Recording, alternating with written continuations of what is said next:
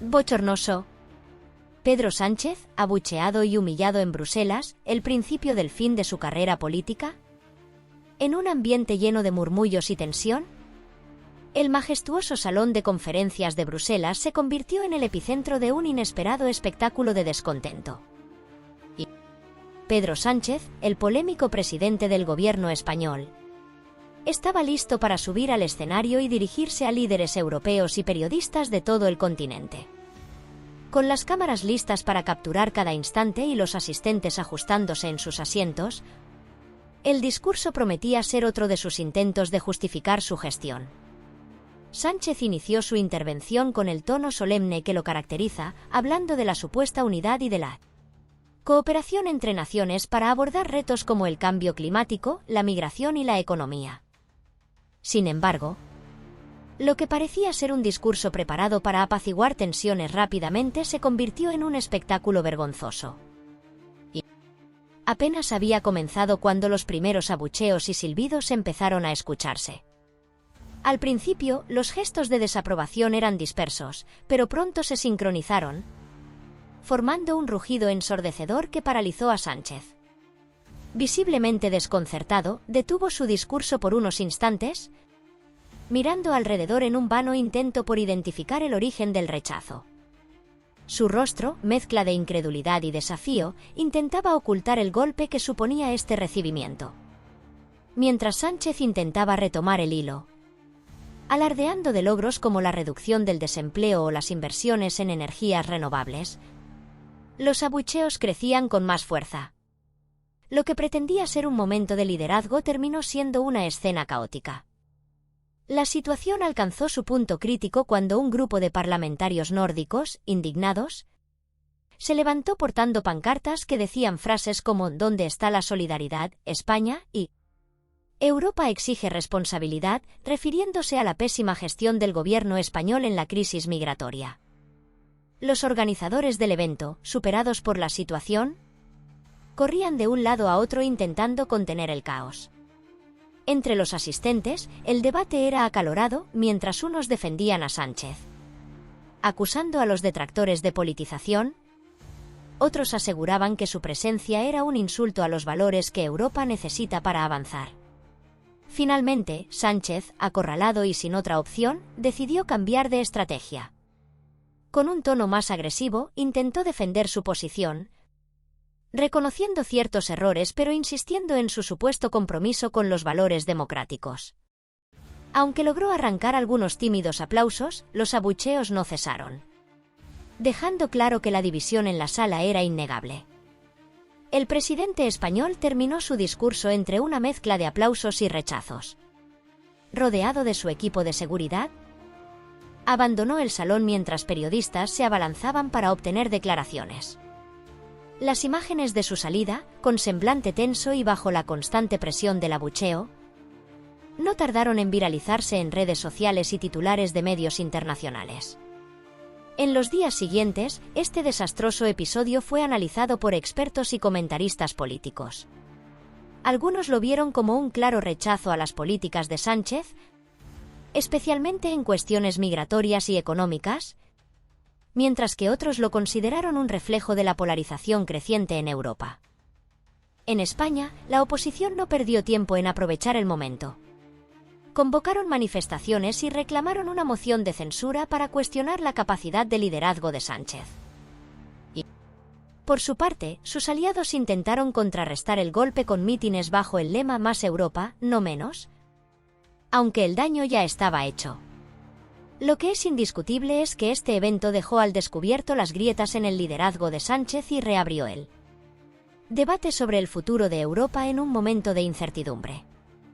¿Será este el principio del fin para un presidente que cada vez cuenta con menos apoyo, tanto dentro como fuera de España?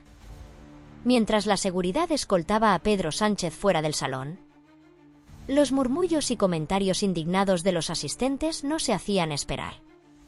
Los periodistas, ansiosos por capturar cualquier detalle que explicara el inesperado desplante, se dividieron rápidamente. Unos se abalanzaban sobre los parlamentarios que portaban pancartas de protesta, mientras otros seguían de cerca al presidente español, esperando una reacción espontánea que pudiera convertirse en titular.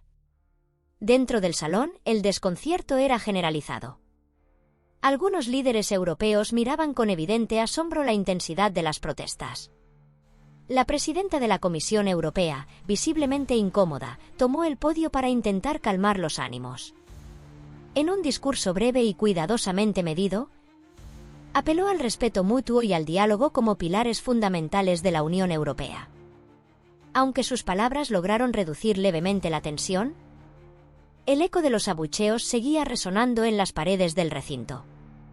Mientras tanto, entre los asistentes que habían abucheado a Sánchez, se escuchaban conversaciones justificando su actitud como una expresión democrática ante lo que calificaban de políticas fallidas.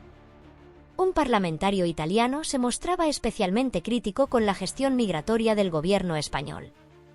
Esto no es solo una cuestión de solidaridad, sino de eficiencia y responsabilidad compartida, declaraba, con un tono que arrancaba a sentimientos de algunos mientras otros lo miraban con escepticismo. En otra esquina del salón, una parlamentaria sueca criticaba la gestión ambiental de Sánchez.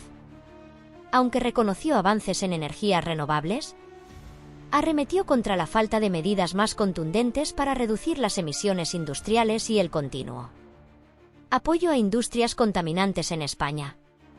Su postura resonó particularmente entre jóvenes activistas medioambientales presentes como observadores, quienes no ocultaban su frustración ante lo que consideraban promesas vacías. Fuera del edificio, la situación también era caótica. Se congregaban tanto simpatizantes como opositores de Sánchez, cada grupo intentando imponer su narrativa. Los seguidores del presidente español ondeaban pancartas de apoyo, destacando avances sociales logrados bajo su mandato, mientras coreaban consignas contra lo que consideraban ataques desproporcionados. En contraste, los detractores utilizaban el incidente dentro del salón como prueba irrefutable de un liderazgo que calificaban de incompetente y desacreditado. En el interior, el equipo de asesores de Sánchez trabajaba frenéticamente.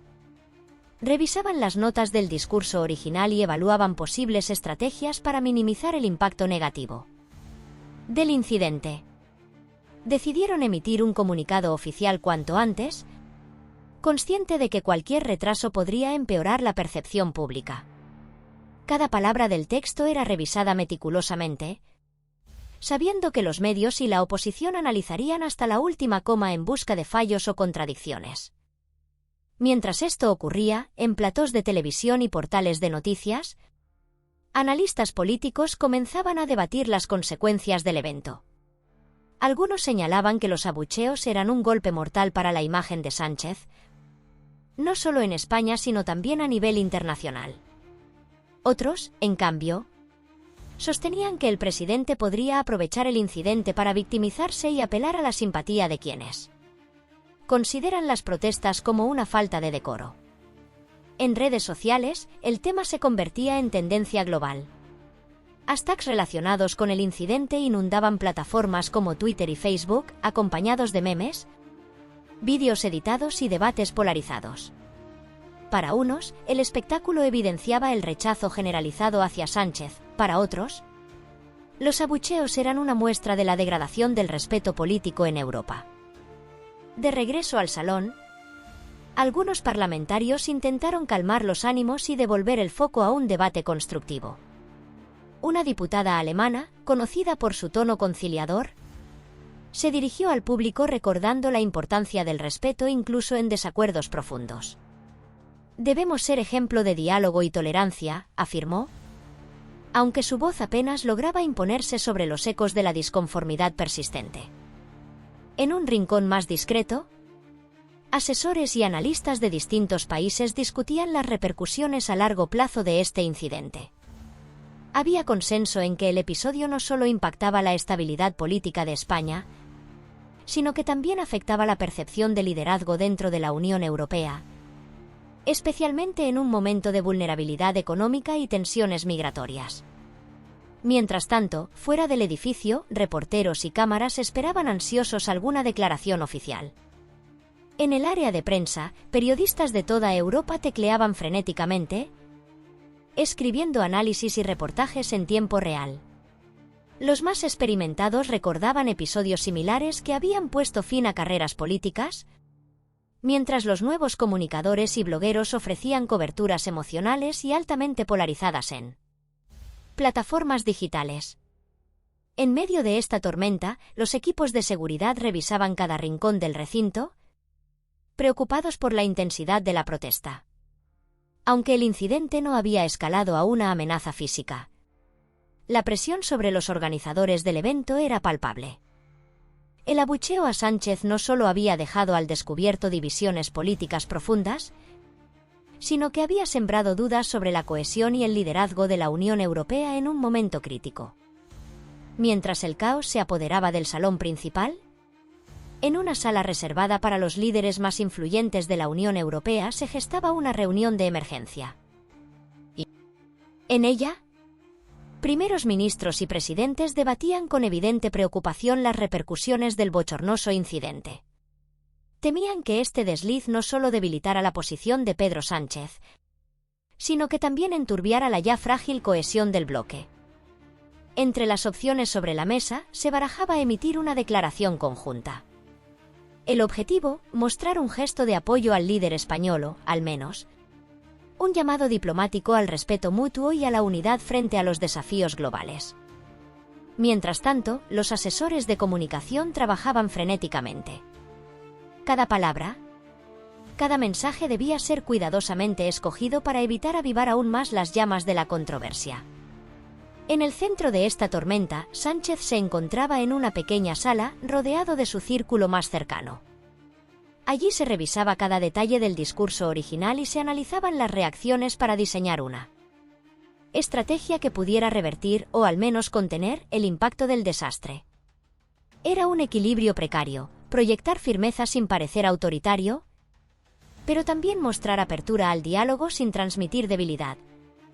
En el salón principal, el debate no daba tregua.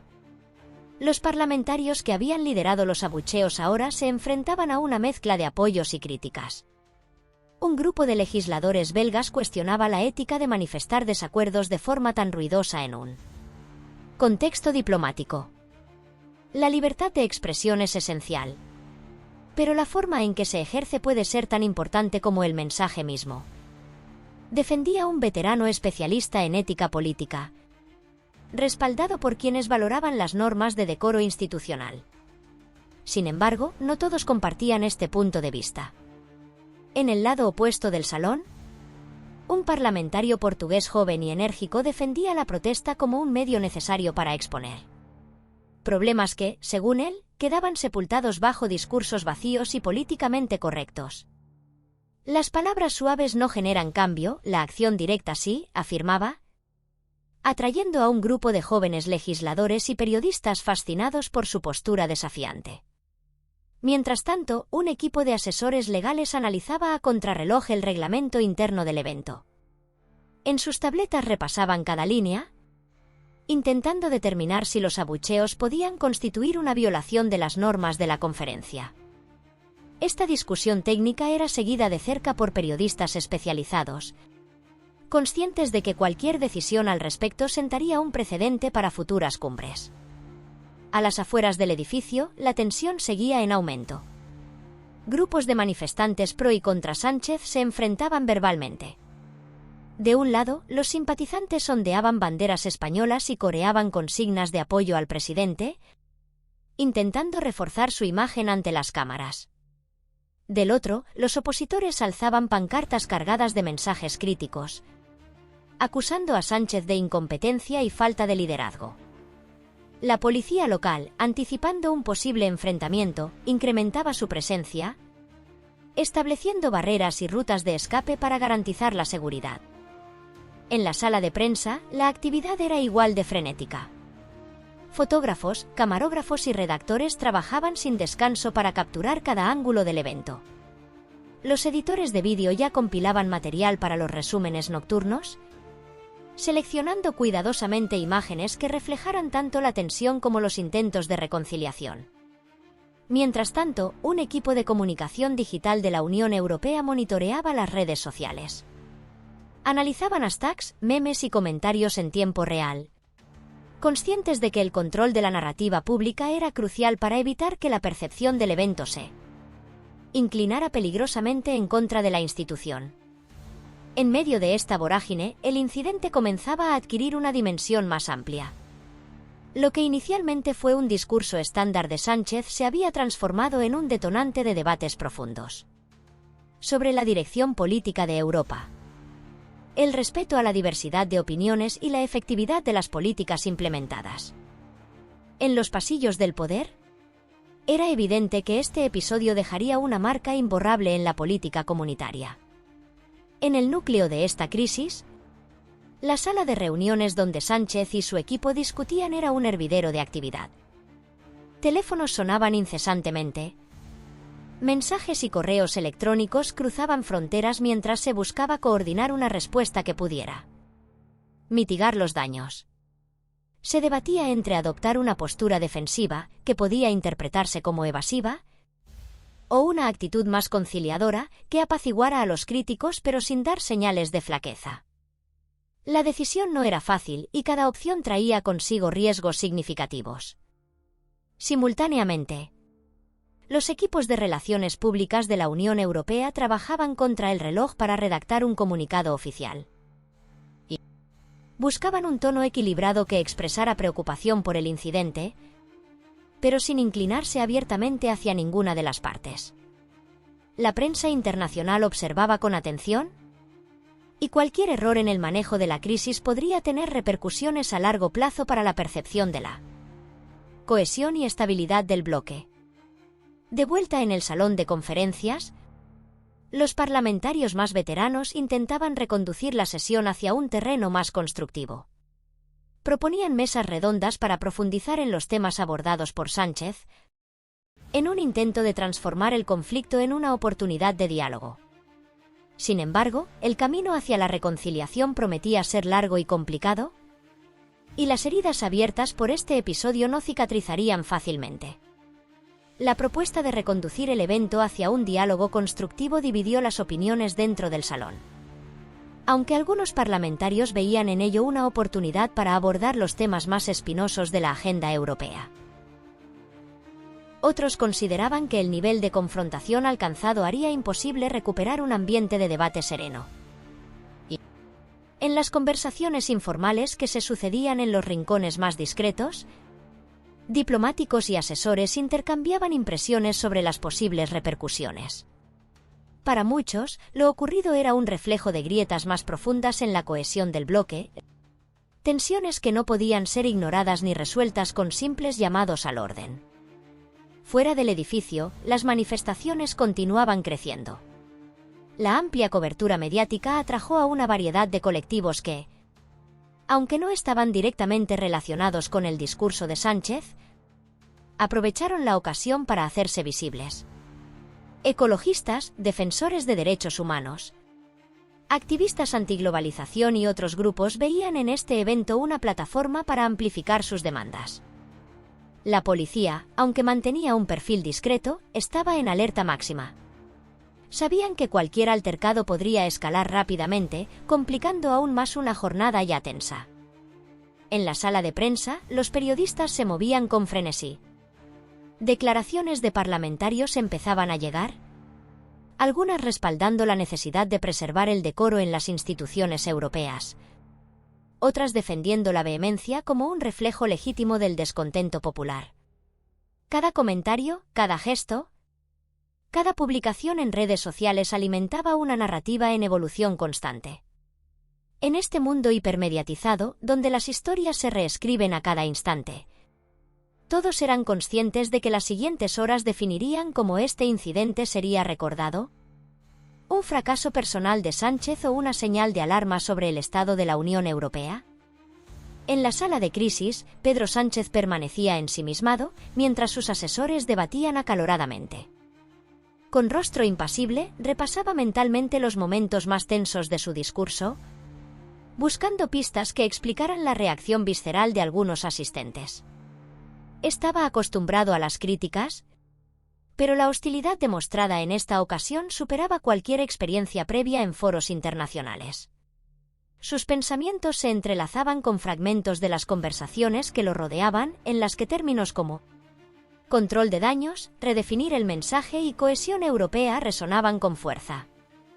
Mientras tanto, en el auditorio principal, las discusiones seguían diversificándose. Algunos legisladores conservadores aprovecharon el momento para criticar no solo a Sánchez, sino también a la Dirección General de las Políticas Españolas en el contexto europeo.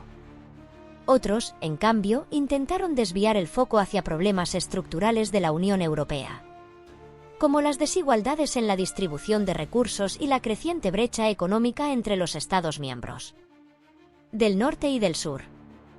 Un grupo de parlamentarios de Europa del Este, hasta entonces discretos, comenzó a expresar su descontento en conversaciones privadas. Sus críticas no se limitaban a Sánchez, sino que reflejaban un sentimiento de frustración hacia lo que percibían como un trato desigual por parte de los países occidentales. Nos tratan como socios de segunda clase, comentó uno de ellos, mientras otro asentía y añadía: lo que pasó hoy no es solo sobre España, es sobre cómo los grandes países ven al resto. En otra parte del salón, un grupo de jóvenes activistas, presentes como parte de delegaciones observadoras, debatía animadamente. Para ellos, la protesta representaba un triunfo de la democracia activa sobre lo que consideraban un elitismo político. Este es el tipo de presión que necesitamos, exclamó un estudiante de ciencias políticas, ganándose el asentimiento de sus compañeros. No podemos permitir que los discursos vacíos sigan pasando sin respuesta. La actividad entre los periodistas alcanzaba un nuevo pico. Los más experimentados intentaban contextualizar lo sucedido dentro del marco político más amplio, conscientes de que las imágenes de los abucheos y las pancartas se convertirían en virales. Pero sabían que el verdadero impacto residía en la interpretación de los mensajes subyacentes. ¿Era esto un rechazo a Pedro Sánchez o un síntoma de un descontento más profundo con la dirección que tomaba la Unión Europea?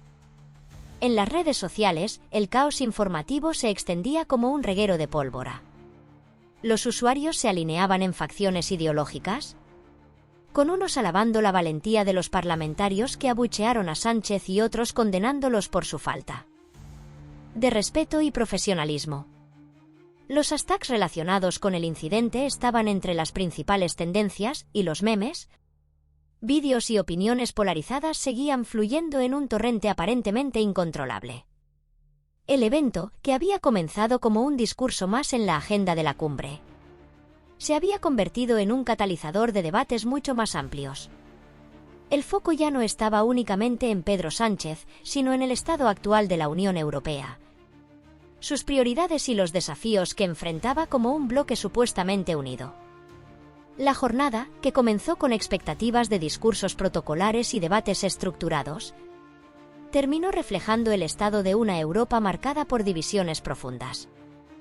En las redes sociales, el intercambio de opiniones alcanzó un nivel febril.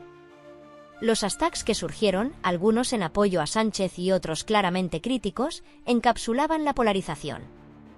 Imágenes y vídeos del incidente se multiplicaban, incluyendo memes humorísticos y análisis serios que intentaban desentrañar las implicaciones políticas del evento. La viralidad transformó lo que inicialmente fue un acto de desacuerdo político en una conversación global sobre el estado de la Unión Europea. Fuera del edificio, las manifestaciones se habían convertido en un espectáculo teatral. Los opositores de Sánchez escenificaban parodias de su discurso con cánticos satíricos, mientras sus partidarios respondían con pancartas que ridiculizaban a líderes de otros países, evidenciando sus propias controversias. Aunque el enfrentamiento verbal aún no se había convertido en violencia física, el aire estaba cargado de tensión. Las fuerzas de seguridad observaban con atención, listas para intervenir en caso de que los ánimos se desbordaran. En el vestíbulo del Parlamento, el personal de protocolo se esforzaba por mantener el control. La tarea de coordinar la salida de los líderes europeos más prominentes era cada vez más complicada, con el evento ya retrasado y la agenda del día en riesgo de desmoronarse. Mientras tanto, en un rincón apartado, un grupo de líderes discutía a media voz. La posibilidad de emitir una declaración conjunta sobre lo sucedido estaba sobre la mesa, pero la decisión no era sencilla. Unas palabras mal medidas podrían exacerbar aún más las tensiones, mientras que guardar silencio podría interpretarse como inacción ante un evidente desafío al decoro institucional. Cada rincón del Parlamento se había transformado en un reflejo de las tensiones que atravesaban a la Unión Europea. Los diplomáticos intentaban mantener la compostura y salvar la jornada. Los activistas buscaban amplificar sus mensajes en medio del caos. Los periodistas trabajaban contrarreloj para dar sentido a un día que se había salido de cualquier guión. Y los parlamentarios discutían acaloradamente, divididos entre la crítica y la autodefensa. En la sala de crisis, Pedro Sánchez finalmente rompió su silencio. Tras escuchar los análisis y sugerencias de sus asesores, se levantó de su asiento y pidió un momento de calma. «Este no es solo mi problema», dijo en voz baja pero firme, mirando a los presentes. «Lo que ocurrió hoy es un síntoma de algo más grande. Esto no se soluciona con un simple comunicado. Necesitamos actuar, no solo reaccionar». Sus palabras marcaron un punto de inflexión en la reunión. Aunque la estrategia inmediata seguía siendo mitigar el impacto mediático y político del incidente, quedó claro que este evento sería un catalizador para revisar la postura de España dentro de la Unión Europea. Y quizás, en un plano más amplio, para abordar las crecientes fracturas dentro del bloque. En el auditorio principal, mientras tanto, los parlamentarios más veteranos lograron calmar a los asistentes y recuperar cierto orden. Propusieron que el debate se centrara en los desafíos estructurales que enfrentaba Europa, en un intento por transformar el incidente en una oportunidad para el diálogo. Algunos aceptaron a regañadientes, mientras otros, particularmente los más jóvenes, se retiraron, frustrados por lo que consideraban una vuelta a las formas diplomáticas que impedían cambios reales. La jornada concluyó sin mayores enfrentamientos, pero dejó tras de sí una sensación de inquietud. Lo que debía ser un discurso más en una agenda apretada se había transformado en un símbolo de los desafíos más profundos que enfrentaba la Unión Europea, un bloque que, en teoría, predicaba unidad, pero que en la práctica lidiaba con una creciente fragmentación. Los líderes europeos abandonaron el edificio en silencio, escoltados por sus equipos de seguridad. Afuera, los manifestantes empezaron a dispersarse lentamente, mientras las cámaras capturaban los últimos momentos de una jornada caótica. En la sala de prensa, los periodistas ultimaban sus reportajes. Las imágenes de los abucheos, las pancartas y el rostro serio de Sánchez bajo la presión política serían el rostro de los titulares del día siguiente. Y en las redes, la discusión continuaría durante días, quizás semanas, mientras los analistas desentrañaban el significado del incidente. A pesar del caos, una cosa era clara: lo sucedido no sería olvidado pronto. Más allá de un simple episodio de descontento político, este día quedaría marcado como un recordatorio de los desafíos, tensiones y la necesidad urgente de una Unión Europea que no solo hablase de unidad, sino que también trabajase para construirla realmente. Gracias por acompañarnos en este análisis. Lo sucedido hoy es un recordatorio de que la política europea está llena de matices, tensiones y momentos decisivos que marcan el rumbo de nuestra historia compartida. Si te interesa seguir profundizando en temas como este, no olvides suscribirte al canal y activar la campanita para recibir todas nuestras actualizaciones. Aquí encontrarás las noticias y análisis más relevantes, explicados de manera clara y detallada. Únete a nuestra comunidad y sé parte del debate. Tu opinión también cuenta. Nos vemos en el próximo vídeo.